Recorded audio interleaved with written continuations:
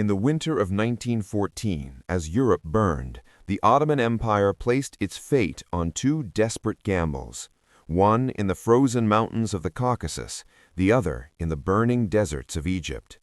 Both would end in disaster. The Ottoman war plan against Russia was bold, almost elegant on paper.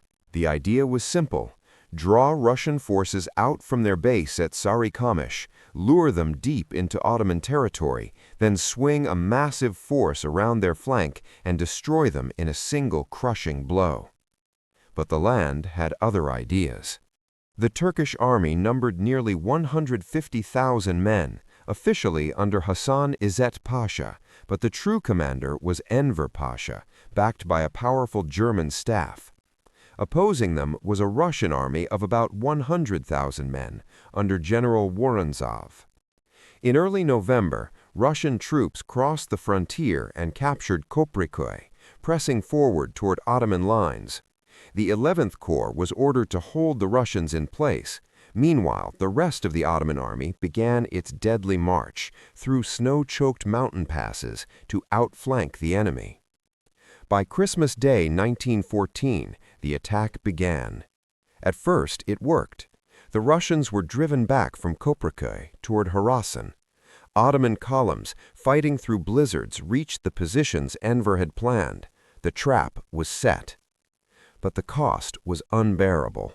Men froze to death in the snow. Supplies vanished. Units lost contact with each other. Rifles froze. Horses collapsed. On New Year's Day 1915, the exhausted Ottoman forces launched their final assault. It collapsed almost immediately. The 9th Corps was virtually annihilated. Entire divisions vanished into the snow. The remaining Ottoman troops broke and fled in confusion. Only desperate rearguard fighting by the 11th Corps prevented total destruction. After 3 days of brutal combat, the Ottoman army retreated toward Erzurum, shattered and broken. The snowstorms alone killed an estimated 50,000 Turkish soldiers. Russia was now secure in the Caucasus, and Enver Pasha's grand gamble had ended in catastrophe. But the Ottomans were not finished being used. Germany had another target in mind: Egypt. At the heart of the British Empire lay the Suez Canal, the vital artery linking Britain to India, Asia, and the Pacific. If the canal fell, Britain would be forced to reroute its empire around Africa. German strategists believed the path to India ran through Constantinople. If the Ottomans could strike the canal and spark revolt in Egypt, Britain's global position would collapse. The plan was ambitious and reckless. Egypt had once been the cradle of civilization. Later, it became a prize every empire desired. Conquered by the Ottomans in 1517, Egypt remained under Turkish sovereignty for centuries, but corruption and misrule eventually brought European intervention. Britain occupied the country, restored order, defeated the Mahdist uprising, and transformed economic collapse into prosperity. Men like Lord Kitchener and Lord Cromer became legends in Egypt. With stability came nationalism, and Germany saw opportunity. German agents attempted to stir rebellion. They failed. So the Ottomans turned to force. A Turkish expeditionary force of 65,000 men under Cemal Pasha was assembled. His motivation was personal. He burned with rage over Britain's seizure of Ottoman battleships under construction in British shipyards.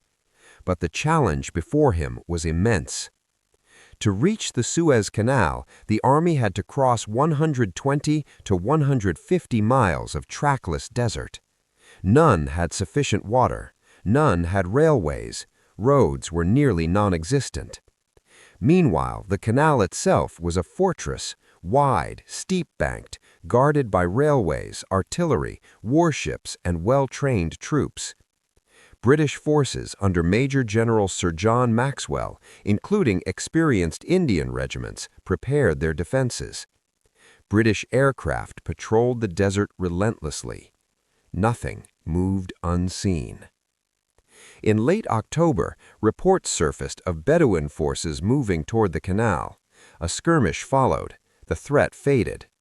Then, in January 1915, Turkish advance units appeared again, only to be driven back.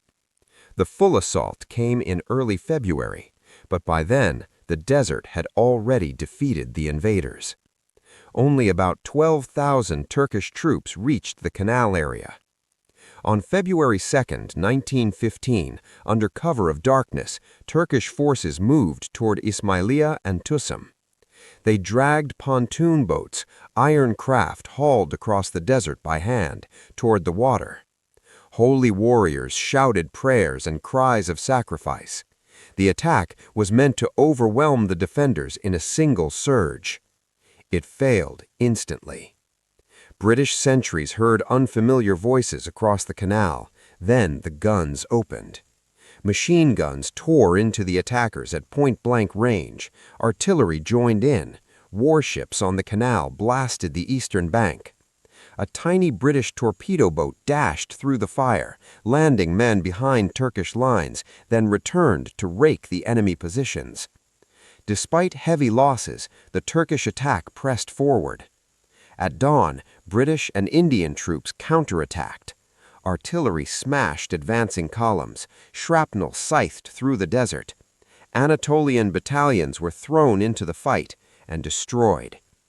By mid-afternoon, the Turkish force was in full retreat. Sniping continued into the next day. Hundreds of Turkish troops were discovered hiding in desert hollows. Some attempted surrender, others fired at advancing British soldiers. The result was brutal close combat. By the end, the battlefield was silent. The attack on the Suez Canal had failed. In the following weeks, British naval forces struck Ottoman positions at Aqaba and Sheikh Zayed, destroying forts and supply bases. All Ottoman offensive operations against Britain came to an end. The canal was safe. India remained connected to the empire. For generations, Britain and Turkey had been allies. British power had shielded Constantinople from Russian conquest. British influence had preserved Ottoman territory. The average Turkish soldier had little desire to fight Britain or France, but years of German propaganda, money, and manipulation had done their work. The Ottoman people were dragged into a war they neither wanted nor understood, used as tools in a larger German strategy. From the frozen mountains of the Caucasus to the burning sands of the Suez Canal, the cost was measured in tens of thousands of lives. And the Ottoman Empire would never recover.